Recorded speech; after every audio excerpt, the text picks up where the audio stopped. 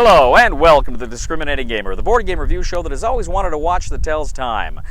It's never really had to watch the tells time, you always had to look at them. Ladies and gentlemen, speaking of time, today we're going to go ahead and take a look at Pendulum from Stonemaier Games.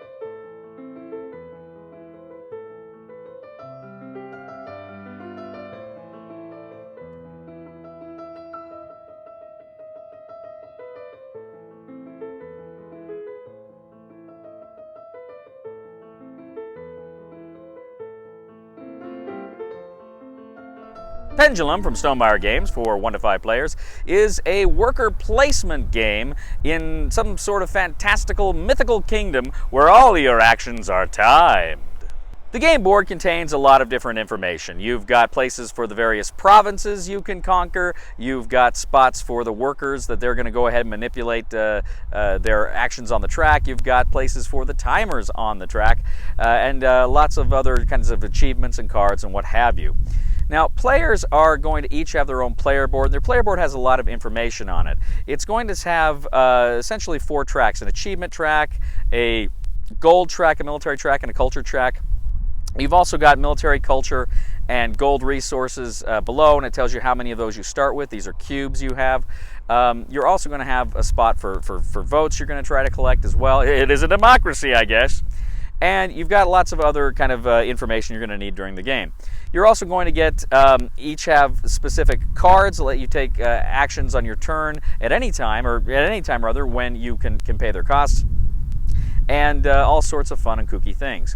Now, players also have different kinds of meeples. They've got a big meeple and a little meeple, a grande meeple and a not so grande meeple. And what's going to happen during the course of the game is when you place your workers, most spots, the little workers can only fit just one little worker in there. But if there are little workers in there, you could also put your big worker in there beside it if you want to. But there are also some spaces where any workers can go, any number of workers can go. Now, each of the worker tracks is connected to one of 3 hourglasses and timed glasses, and what you do is you go ahead and you flip those over from one track to the next. So during the action phase, what you're doing is you are placing your workers in one faction, in one track rather. You're placing them in one track that does not have a timer on it. Now, when the timer runs out, it flips, and when your meeple is on that track that is flipped, you can go ahead then and take that action. But then your meeple is locked there until it comes out. So there's, it's kind of difficult to make sure. You got to make those important strategic decisions, but you got to make them very, very quickly. Now, like as I say, there are different kinds of actions you can take. You can take actions that give you more votes, which is going to kind of determine the turn order. You're going to go ahead and take actions that will give you more military units. You're going to go ahead and do actions that give you more gold, that give you more culture. You're going to land on spots that can actually bump you up on those score tracks. You're going to actually go to some places that give you provinces. And what the provinces will do is you will knock those underneath your military, your gold, culture, and another one. You're going to place them under there that whenever those activate from your worker actions, it not only gives you what's printed on there, but it also gives you those additional province actions, and you can select which side you want to put under there. So there are those advantages, and you can stack those and build an engine that gets bigger and bigger and gives you more rewards depending on what you do and what your particular strategy is. As I say, you have the stratagem cards. You can play the stratagem cards to do other things during the game. You got to pay a cost, but they let you take certain actions you couldn't otherwise play.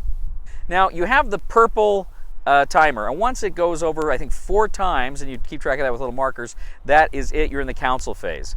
Now, if you have been able at any time to have requirements of the achievement card. You look and see what the specific achievement card is, which is different each time you put it out, and you can either take the achievement marker or there's other rewards you can take. Now you want to take that achievement marker once because you need to move your achievement score, VP marker, into the positive side, because you all start on the negative side. You got to get all your markers onto the positive side to win. So you need at some point to do that, because that's the only way you can actually move it.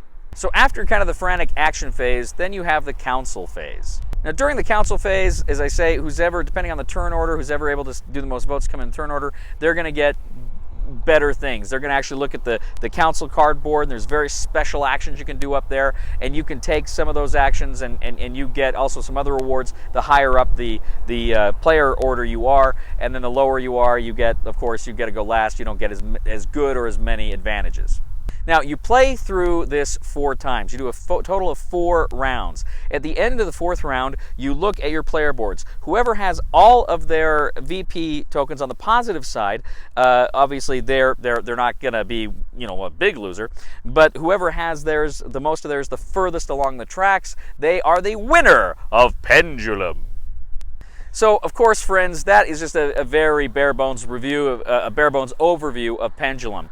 You know, Pendulum is a pretty, it's a pretty looking game. Let's start there. Component quality I really liked here. My only kind of concern is sometimes the timers, the hourglass, you'd have to flick them to get them to go, because sometimes they get stuck. Other than that, I think it's beautiful. I think the artwork's great. I think card quality is generally good. I really like the rulebook quality. I don't know what that material is, but I really like the material there for the rulebook. And you got an automata, so you can play a single player, I believe. So there is good looking production, good quality production, and that's not unexpected. Stonemaier Games makes some beautiful looking games. I mean, we go back to Scythe, and Scythe is still one of the best looking games on the market today. It's a beautiful game, and it's a fun game too. I like Scythe, but it's a breathtakingly beautiful game, and Stonemaier typically does really good productions. This is a Euro game, and as many of you know, Euro games are not my favorite. I'm not gaga goo goo wild about Euros. Now, I play some that I like, that I enjoy, but they're not my go-to games usually. However, I do like worker placement games generally. I do like them, some more than others. And I like the gimmick here of it being timed. I think I read somewhere where they said this isn't like other timed games, but it kind of is. I didn't see that it was really that different from other timed games, but that's okay. I like timed games. And I like the franticness of this. I like the fact that in a lot of worker placement games, a lot of Euro games, one of my big issues is you always have that person who's an AP sets in, and it just kind of goes and goes and goes. And this is a game that actively combats AP because you're under the gun, and you're like, oh, I'm so stupid, I should have done that, and I should have done that. But that's part of the game, and I actually like that. And I think it may drive some people who like that more methodical approach, that working everything out in their head and then doing it. I think they may not like this as much because you can't do that. You got to think quick, you got to think on your feet, and you're going to make mistakes, and that's part of the game. And I like that aspect to it a lot.